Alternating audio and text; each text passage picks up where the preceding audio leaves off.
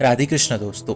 ये जो भोगों का आकर्षण है, इन पे ध्यान ना देना ही इनको अधीन कर लेना है, क्योंकि जब वहां ध्यान देते हैं तो प्रभु का ध्यान छूट जाता है, और जहां प्रभु का विस्मरण हुआ वहां वो गलत चेष्टा हमसे हो ही जाती है।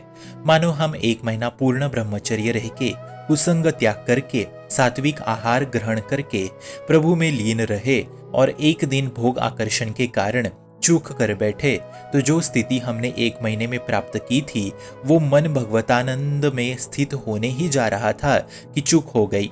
फिर वापस शुरुआत करेंगे, फिर यही होगा, बस यही चलता रहेगा। मानते हैं कि अखंड ब्रह्मचर्य में रहना बहुत जलन पैदा करता है। आसान नहीं है उस काम वासना को भीतर ही दबाना, पर मित्रों यही एक मार्ग है जिससे हमें प्रभु की प्राप्ति हो सकती है, और इस आकर्षण वासना को नाम द्वारा मिटाया जा सकता है। इसलिए एकदम सावधान होना है।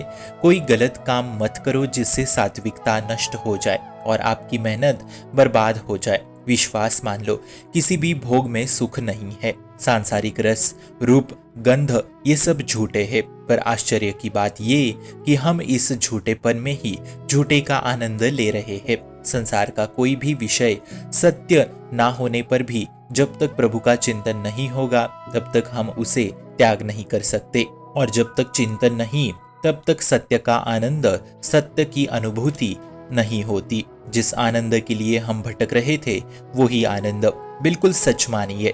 ये भोगों में फंसना बेचारापन और लाचारपन है। चाहे अब वो अरब खरबपति ही क्यों ना हो, लेकिन विश्राम नहीं, शांति नहीं, तृप्ति नहीं, सुख नहीं, आनंद नहीं।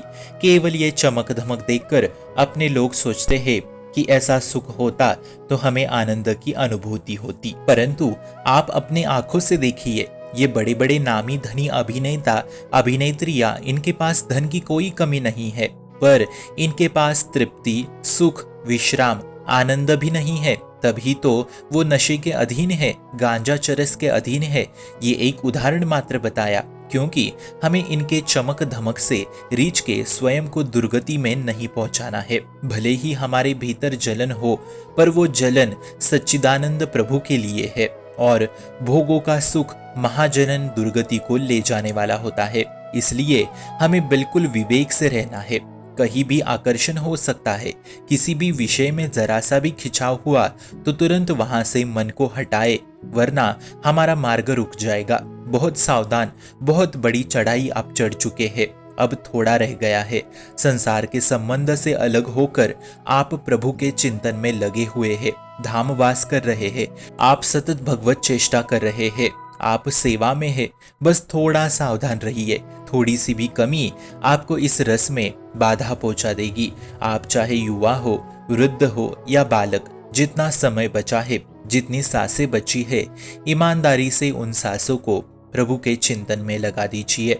फिर आप खुद अनुभव करेंगे कि कैसा परम विश्राम, कैसी परम शांति, कैसी परम निश्चिंतता, कैसी परम बेपरवाही, जिसके लिए हम बहुत तड़प रहे थे वो। तो कभी ये मत सोचिए कि अमुक धनराशि होती तो हम चिंता रहित होते, या अमुक सामग्री होती तो हम आनंदित हो जाएंगे, या अमुक व्यवस्था शरीर के लिए होती तो हम सुखी होते।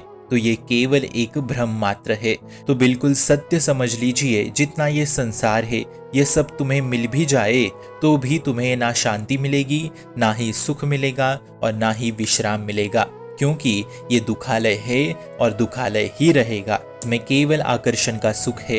अगर विवेक प्रकट हो जाए हृदय में तो ये आकर्षण मिट जाएगा, और विवेक प्रकट होता है केवल नाम जप से। चाहे मन लगे या ना लगे, बस नाम रटते रहे, बाकी सब कृपा से हो ही जाएगा। शुभम भवतु कल्याणमोस्तु।